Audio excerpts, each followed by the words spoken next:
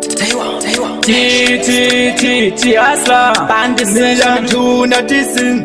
easy Mr. International At this time tadzoka tiri tu kuratidza kusimbisa mahasela for you atina kutanga nhasi kugadzira chikru remember last time takauya tiri 4